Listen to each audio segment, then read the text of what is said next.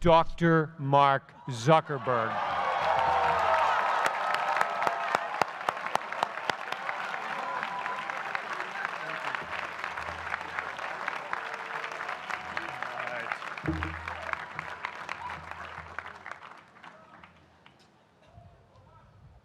I love this place. Thank you all for coming out in the rain, the pouring rain. We're going to make this worth it for you. President Faust, Board of Overseers, faculty, friends, alumni, proud parents, members of the ad board, and graduates of the greatest university in the world.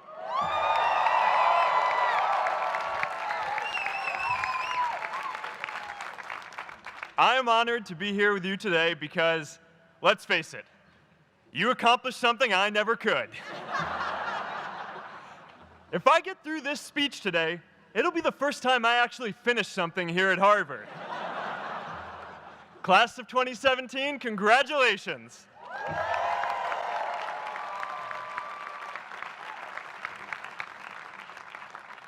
Now, I'm an unlikely speaker today, not just because I dropped out, but because we're technically in the same generation. We walked this yard less than a decade apart. We studied the same ideas and slept through the same Act 10 lectures. We may have taken different roads to get here, especially if you came all the way from the Quad. But today, I want to share what I've learned about our generation and the world we're all building together. But first, these last couple of days have brought back a lot of good memories. How many of you remember exactly where you were and what you were doing when you got that email telling you got into Harvard?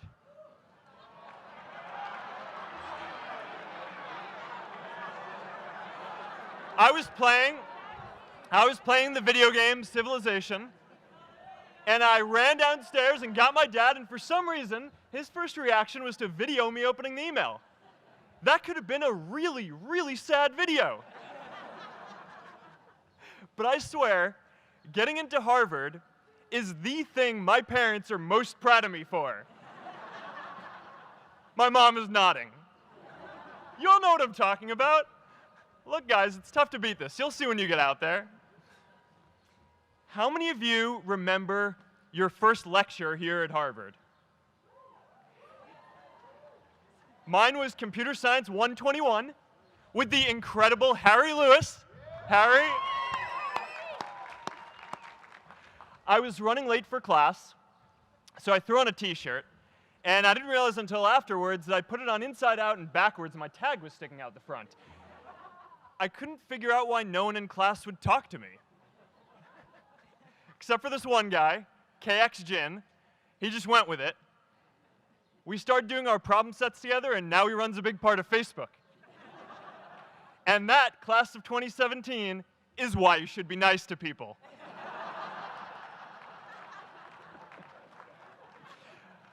But my best memory from Harvard is meeting Priscilla.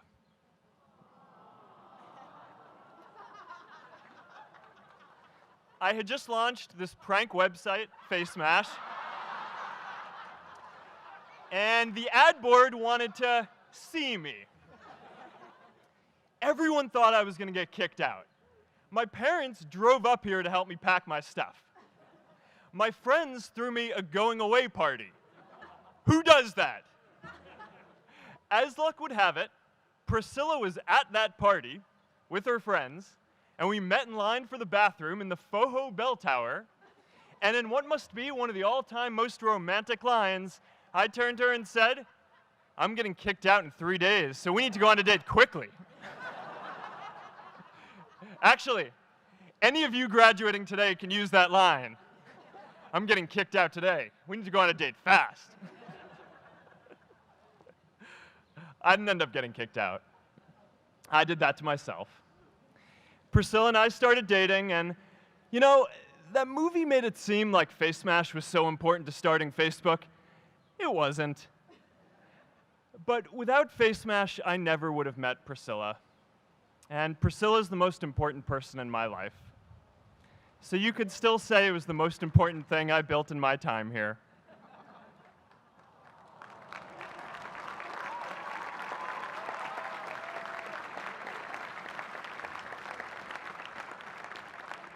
We have all started lifelong friendships here, and some of us even families. That's why I'm so grateful to this place. Thanks, Harvard.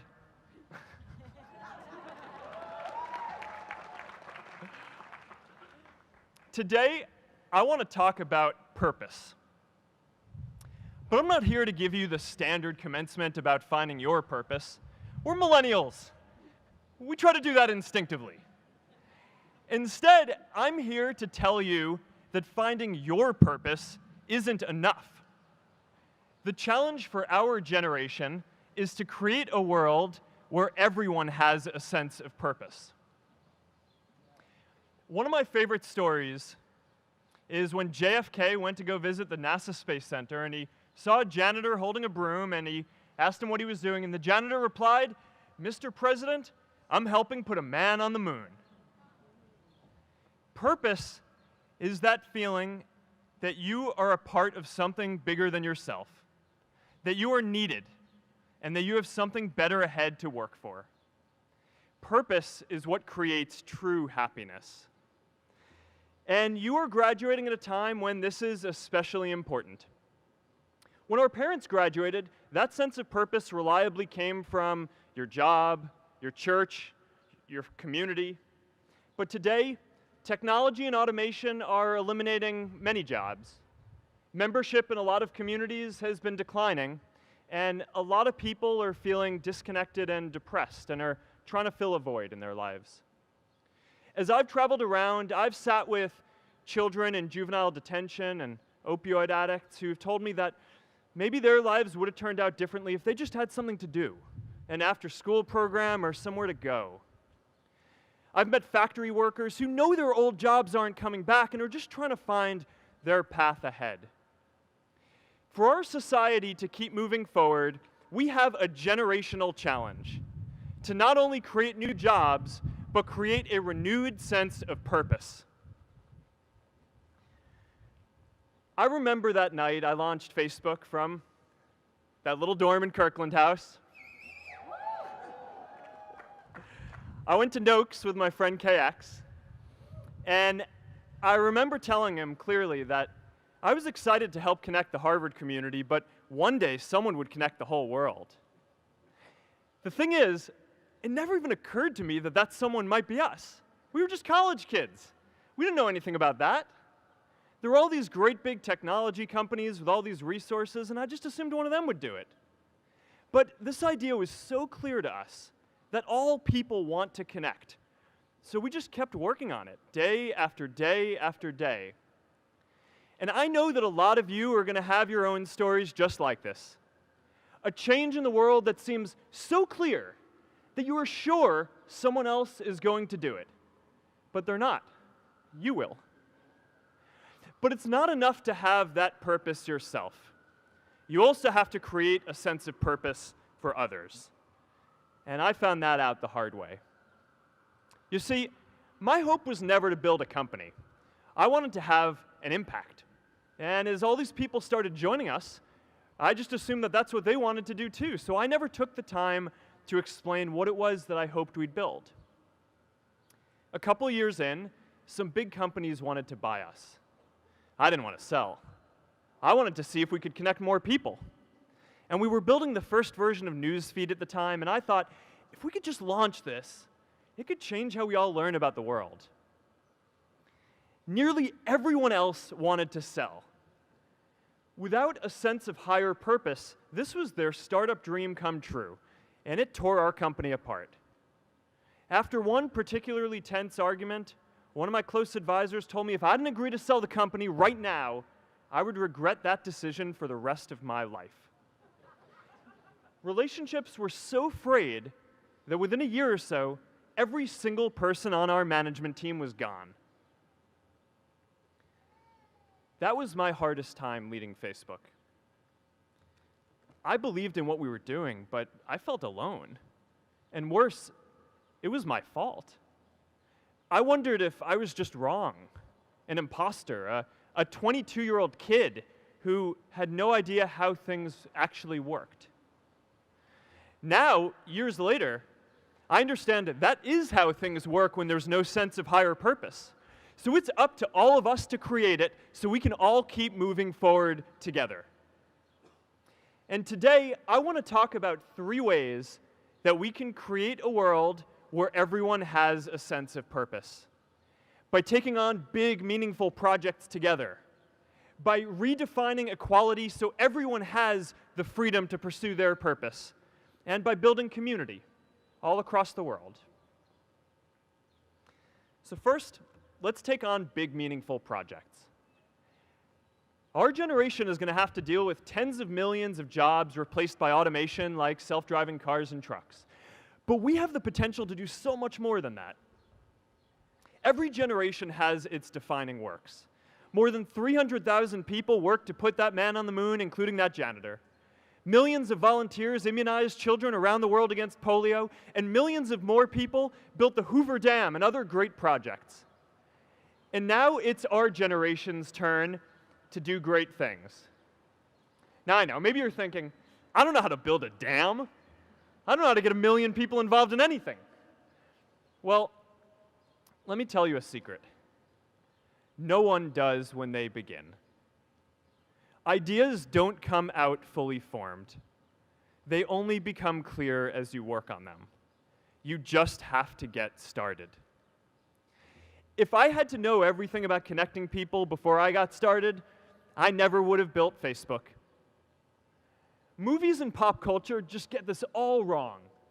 The idea of a single eureka moment is a dangerous lie. It makes us feel inadequate because we feel like we haven't had ours yet.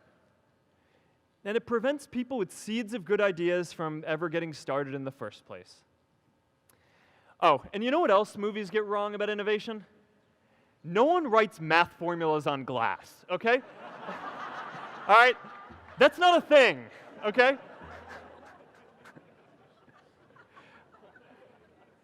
It's really good to be idealistic, but be prepared to be misunderstood.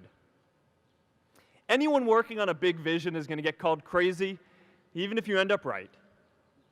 Anyone taking on a complex problem is going to get blamed for not fully understanding it, even though it's impossible to know everything up front. Anyone taking initiative will always get criticized for moving too fast because there's always someone who wants to slow you down. In our society, we often don't take on big things because we're so afraid of making mistakes that we ignore all the things wrong today if we do nothing. The reality is, anything we do today is going to have some issues in the future. But that can't stop us from getting started.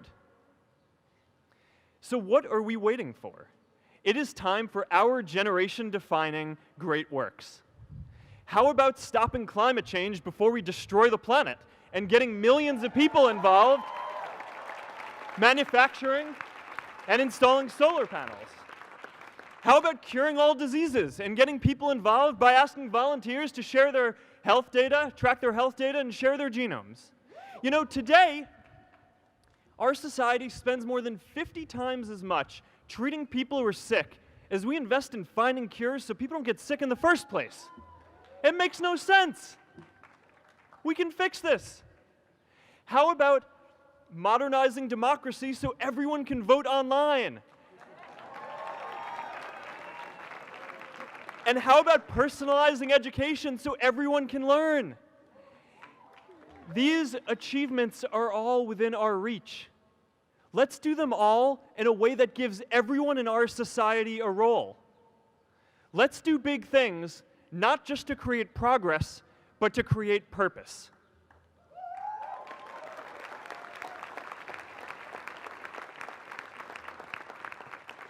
So taking on big, meaningful projects together is the first thing we can do to create a world where everyone has a sense of purpose.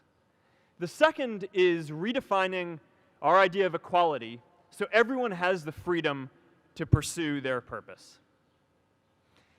Now, Many of our parents had stable jobs throughout their careers, but in our generation, we're all a little entrepreneurial, whether we're starting our own projects or finding our role in another one. And, that's great, because our culture of entrepreneurship is how we create so much progress. An entrepreneurial culture thrives when it is easy to try lots of new ideas. Facebook wasn't the first thing I built. I also built chat systems and games, study tools and music players, and I'm not alone. J.K. Rowling got rejected 12 times before she finally wrote and published Harry Potter. Even Beyoncé had to make hundreds of songs to get Halo. The greatest successes come from having the freedom to fail. Now, today, we have a level of wealth inequality that hurts everyone. When you don't have the freedom to take your idea and turn it into a historic enterprise, we all lose. And right now, today, our society is way over-indexed on rewarding people when they're successful, and we don't do nearly enough to make sure that everyone can take lots of different shots. Now, let's face it. There is something wrong with our system when I can leave here and make billions of dollars in 10 years, while millions of students can't even afford to pay off their loans, let alone start a business.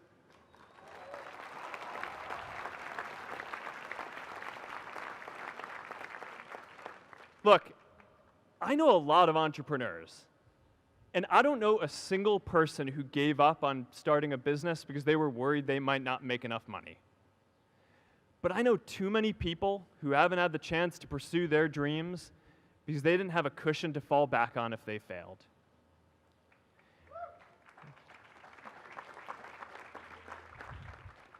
We all know you don't get successful just by having a good idea or working hard.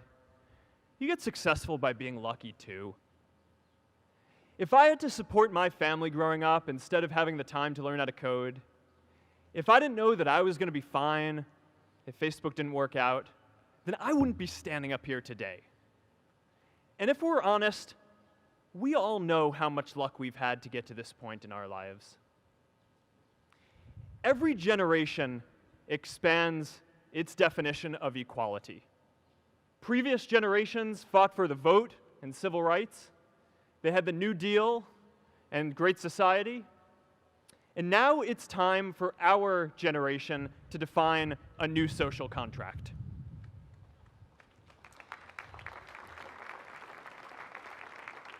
We should have a society that measures progress not just by economic metrics like GDP, but by how many of us have a role we find meaningful.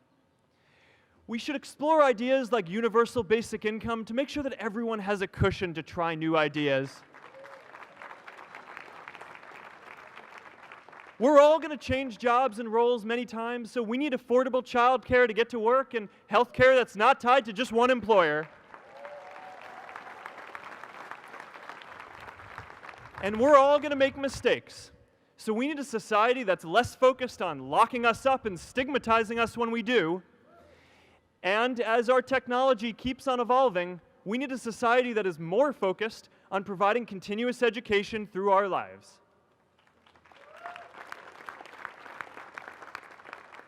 And yes, giving everyone the freedom to pursue purpose isn't going to be free.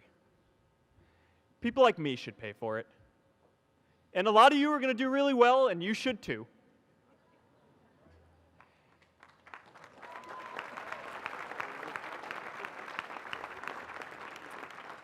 That is why Priscilla and I started the Chan Zuckerberg Initiative and committed our wealth to promoting equal opportunity.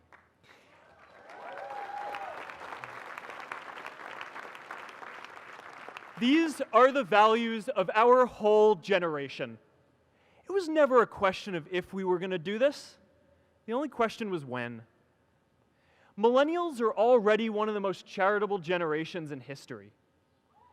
In just 1 year, more than 3 in 4 US millennials donated to charity, and more than 7 in 10 raised money for another one. But it's not just about giving money. You can also give time. And I promise you, if you just take an hour or two a week, that's all it takes to give someone a hand and help them reach their potential. Now, maybe you're thinking, that's a lot of time. I'm not sure if I have that much time. I used to think that. You know, when Priscilla graduated from Harvard, she became a teacher. And before she'd do education work with me, she told me that I needed to get my own experience teaching a class. At first, I complained. I said, I'm kind of busy. I'm running this company. But she insisted. So I taught an after-school program at the local Boys and Girls Club on entrepreneurship.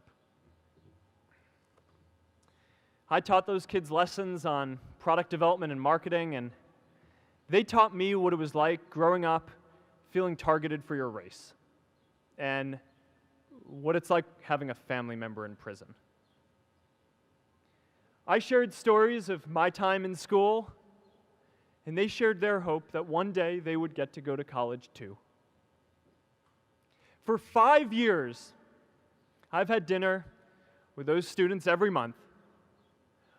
One of them even threw Priscilla and me our first baby shower. And next year, they're going to college. Every one of them, first generation in their families. We can all make time to give someone a hand.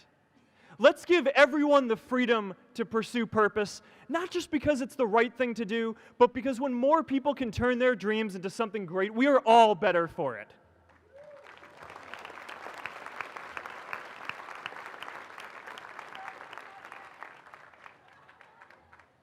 Purpose doesn't only come from work.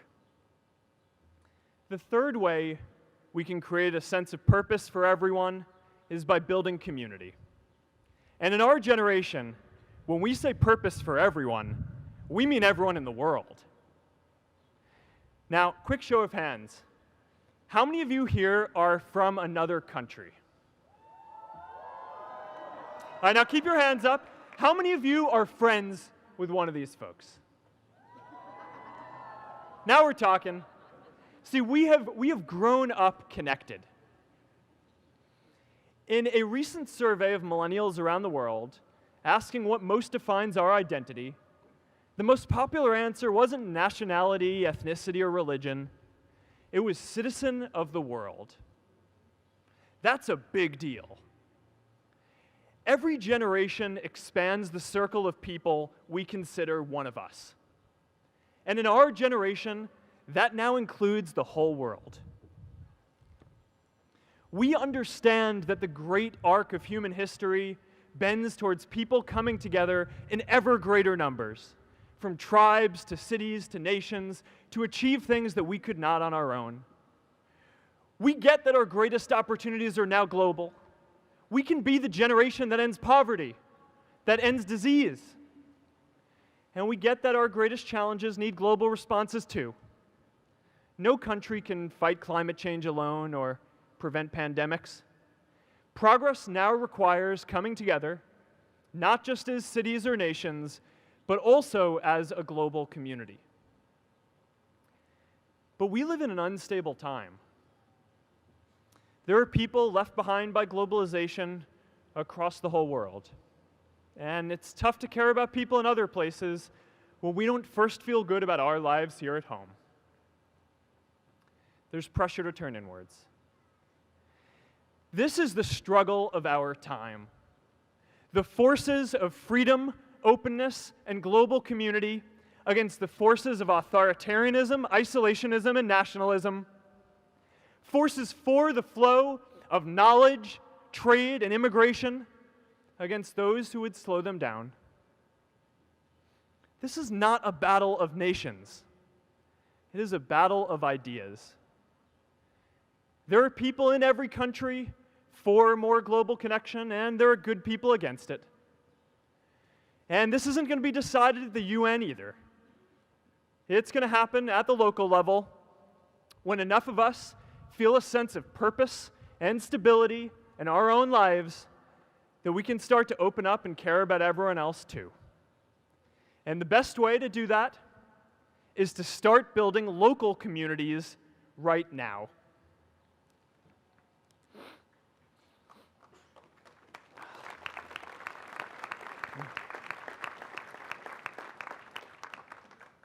We all get a lot of meaning from our communities.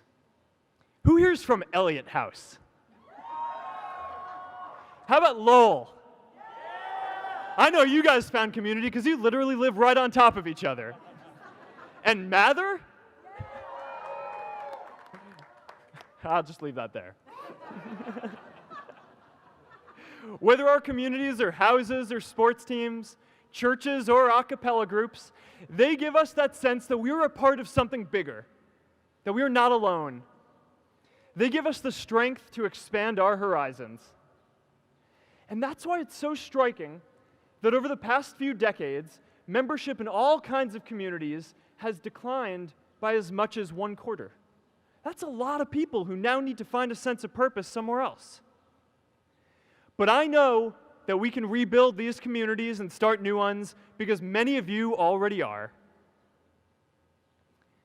I met Agnes Agoye, who's graduating today. Agnes, where are you?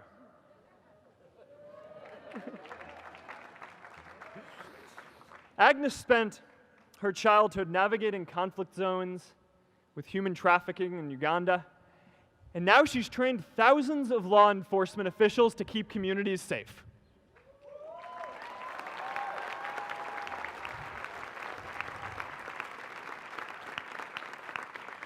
I met Kayla Oakley and Neha Jain, who are graduating today too. Stand up, guys. Kayla and Neha started a nonprofit that connects people suffering from chronic illnesses with people in their communities who are willing to help out.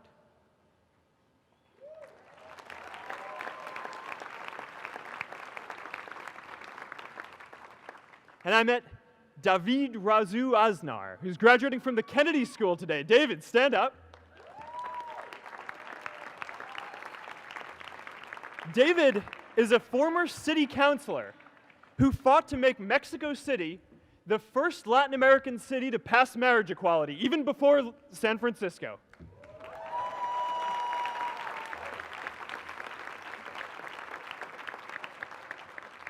And this is my story too. A student in a dorm, connecting one community at a time, and keeping at it until one day we can connect the whole world. Change starts local. Even global change starts small with people like us. In our generation, the struggle of whether we connect more, whether we achieve our greatest opportunities, comes down to this: your ability to build communities and create a world where every single person has a sense of purpose.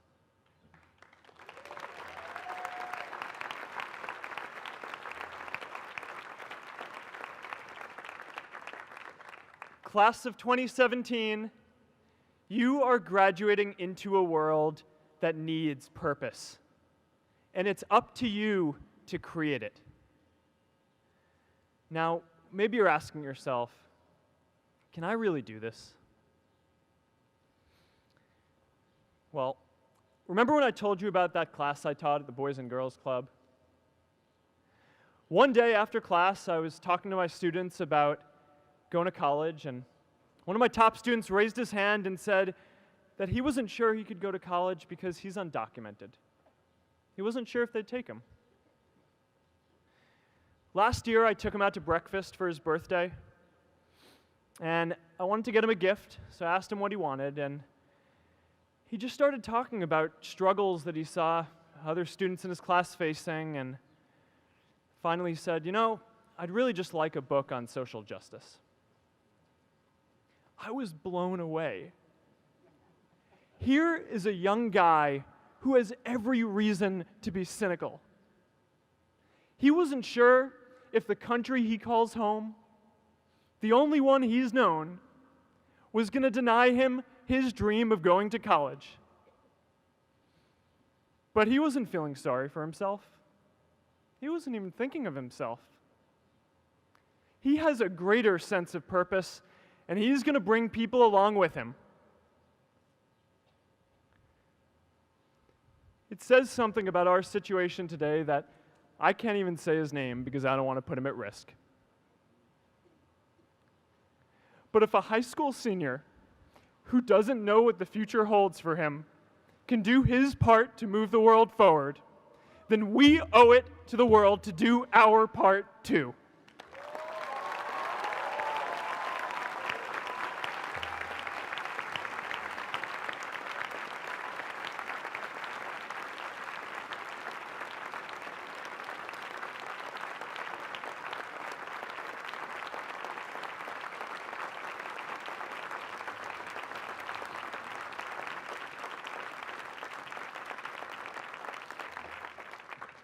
So before you walk out those gates one last time, and as we sit here in front of Memorial Church, I'm reminded of a prayer, Mishaberach, that I say whenever I face a big challenge, that I sing to my daughter, thinking of her future when I tuck her in at night.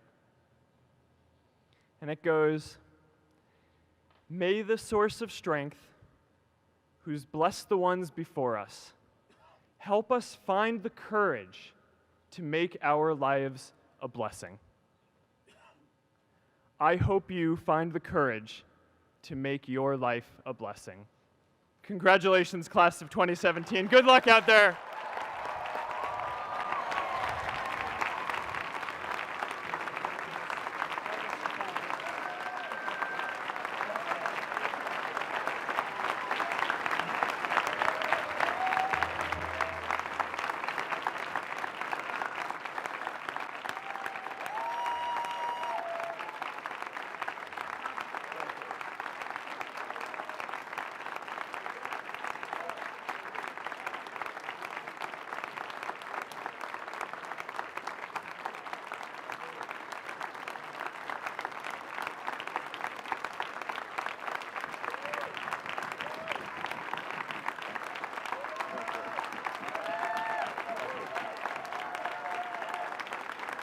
Thank you.